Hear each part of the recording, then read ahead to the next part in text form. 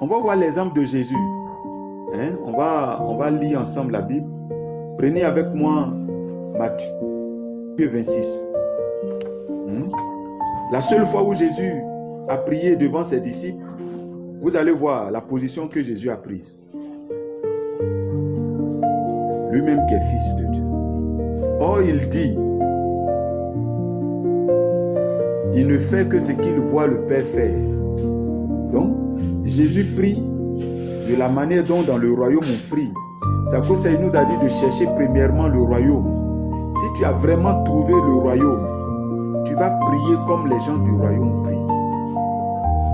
Jésus dit on est sur la terre, c'est vrai, mais on n'est plus du monde. Donc on ne doit pas se comporter comme les gens du monde. Même dans les nations, alléluia, tu ne peux pas voir ton roi passer et puis tu ne vas pas t'incliner pour le saluer. Ce n'est pas possible. Il y a d'autres qui ont un genou à terre. Il y a d'autres, c'est les deux genoux. Il y a d'autres même qui se jettent face contre terre. Pourtant, c'est un roi humain. Et c'est à Dieu, toi, tu veux manquer de respect. Non, bien-aimé. Revoyons notre modèle d'adoration. Nous devons copier l'adoration du royaume et non pas la philosophie humaine. Alléluia. Matthieu chapitre 26. On va lire à partir du verset 36 à 39. Alléluia. Jésus dans le jardin de Gethsémani. Là-dessus, Jésus alla avec eux dans un lieu appelé Gethsémani. Et il dit aux disciples, asseyez-vous ici pendant que je m'éloignerai pour prier. Alléluia. Il prit avec lui Pierre et les deux fils de Zébédée. Et il commença à éprouver de la tristesse et des angoisses. Il dit alors, mon âme est triste jusqu'à la mort. Restez ici et veillez avec moi. Verset 39. Puis, ayant fait quelques pas en avant, il se jeta sur sa face et pria ainsi. Donc, Jésus a fait quoi? Il s'est jeté sur sa face contre terre. Dans Matthieu 6, c'est Jésus qui nous a appris, voici comment prier. Jésus dit, notre Père qui est dans les cieux, que ton nom soit sanctifié. Jésus nous fait comprendre que la prière commence toujours par l'adoration, en amenant notre être à avoir toute notre attention fixée sur le Père. Donc lui aussi fait la même chose, en commençant par mon Père. Alléluia. Il a commencé par fixer ses regards sur le Père. Mais il n'était pas debout, il n'était pas assis. La Bible dit qu'il s'est jeté face contre terre. Bien-aimés, arrêtons la vie religieuse et pratiquons la vie de l'esprit. Paul dit, la lettre là, elle tue, mais c'est l'esprit qui vivifie. Parce que l'esprit, c'est le réma, c'est la révélation. Si tu as la révélation de Dieu, tu ne vas jamais t'asseoir pour dire tu es en train d'adorer. Mais beaucoup d'enfants de Dieu n'ont jamais vu Dieu. Dieu ne s'est jamais révélé à eux. Donc, leur manière d'adorer Dieu n'est pas propre. Et si Dieu se révèle à toi, la manière de t'approcher de lui va changer radicalement. Alors je voulais ouvrir une parenthèse pour demander à quelqu'un, prie, demande à Dieu de se révéler à toi. Sa révélation par sa parole, ce n'est pas suffisant. Tu dois le voir. Et Dieu n'a pas de problème pour ça. Il dit, Celui qui me cherche de tout son cœur, je me laisserai trouver par lui. Donc Dieu veut que tu le trouves, Dieu veut que tu le vois. Alléluia. Tu dois être un homme et une femme spirituelle qui adore Dieu spirituellement. Jésus, on dit qu'il se jeta sur sa face et pria. Alléluia. C'est vraiment important. Donc tu vas changer maintenant, non? Oui. Si tu dis tu aimes Jésus et que tu appliques ce que Jésus dit ou bien il fait, tu dois appliquer la manière de prier de Jésus.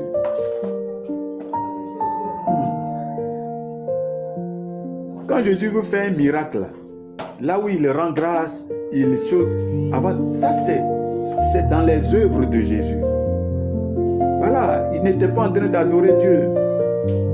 Quand il dit à tel, cela te soit fait selon ta foi, ça c'est des moments d'exercice, d'exercice du ministère de Jésus. L'adoration, ton ministère change. Voilà. Tu ne fais plus des œuvres, mais toi-même là, tu dois être entraîné vers Dieu. Tu dois t'abandonner à Dieu. Est-ce qu'on se comprend? C'est vraiment important. Et donc si Jésus a prié ainsi, il va nous donner aussi un autre exemple. Cette fois-ci dans Apocalypse 4, verset 10. Alléluia. La Bible dit ceci. Les 24 vieillards se prosternent devant celui qui est assis sur le trône. Et ils adorent celui qui vit au siècle des siècles. Alléluia. Donc qui est assis sur le trône? C'est Jésus l'adorateur.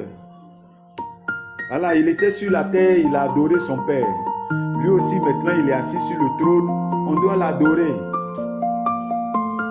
Donc ce qu'il a fait là, c'est ce que nous aussi on doit faire. Se jeter face contre terre. Alléluia. La Bible dit, vous allez voir ce que les esprits, puisque Jésus dit on doit adorer Dieu en esprit.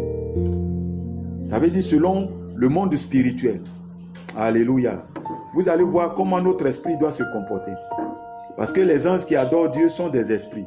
Donc si nous sommes hommes esprits, que nous devons adorer Dieu, nous devons faire les choses selon les esprits. Alléluia. C'est vraiment important.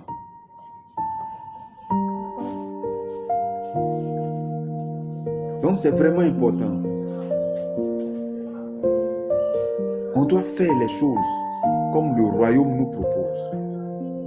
Et on dit les 24 vieillards se prosternent devant celui qui est assis sur le trône. Et ils adorent celui qui vit au siècle des siècles. Et ils jettent leur couronne devant le trône en disant. Donc se prosterner, c'est ce que j'ai dit, face contre terre. Ils se prosternent. Parce que l'agneau est assis.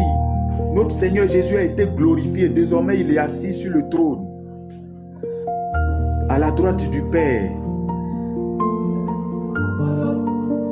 Alléluia.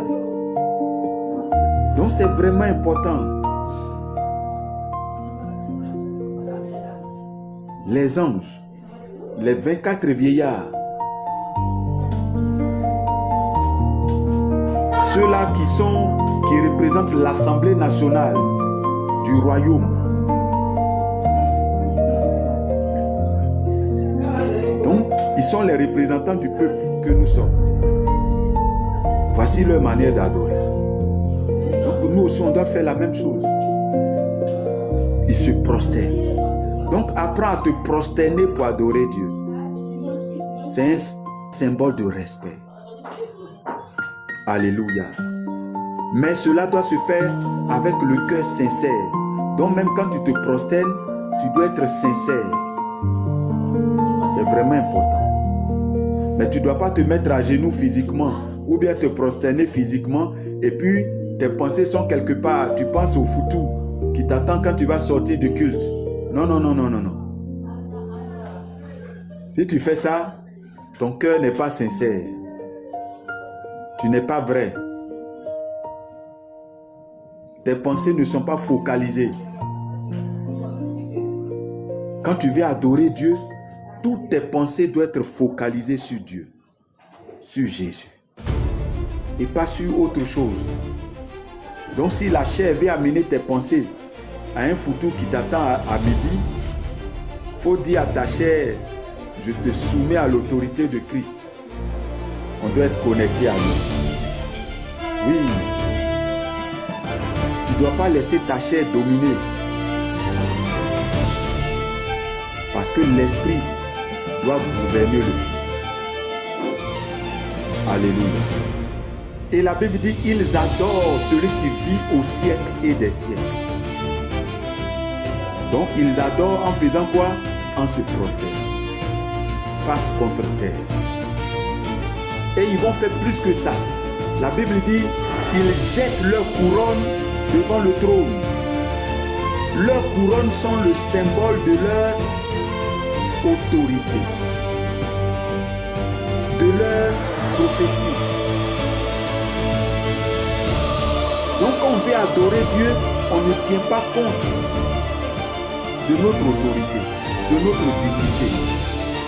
Donc si tu es ministre de la République, que tu viens dans la maison de Dieu, si c'est l'heure de l'adoration, tu dois te jeter face contre terre. Pour adorer Dieu, il n'y a pas à faire de dessus ministre. Il n'y a pas à faire de dessus président. Non. C'est ce que la femme de David n'a pas compris, Milka. Elle a méprisé David pendant qu'il louait Dieu dans la poussière. Parce qu'elle n'a pas compris que quand on est devant Dieu dans l'adoration, là, il n'y a plus à faire de je suis roi. Il n'y a plus à faire de je suis ministre, je suis président. Non. On est tous des mortels. On est de la poussière. Donc devant Dieu, nos titres n'ont plus de valeur. Donc les 24 vieillards, la Bible dit, ils jetaient leur couronne au pied de Jésus. Donc quand tu te prosternes, tu dis à Jésus, mon affaire de ministre là, c'est toi qui as permis, donc je te donne ça. Mon affaire de député là, c'est toi qui as permis, donc je te donne ça. Donc il n'y a pas une manière d'adorer d'un député, d'un président, d'un ministre, et puis une autre manière d'adorer d'un enfant de Dieu. Nous sommes tous des enfants de Dieu. Dans la présence de Dieu, il n'y a pas de titre. Je te dis la vérité. Même le pasteur doit se jeter face contre terre. À moins qu'en esprit, l'esprit nous communique autre chose.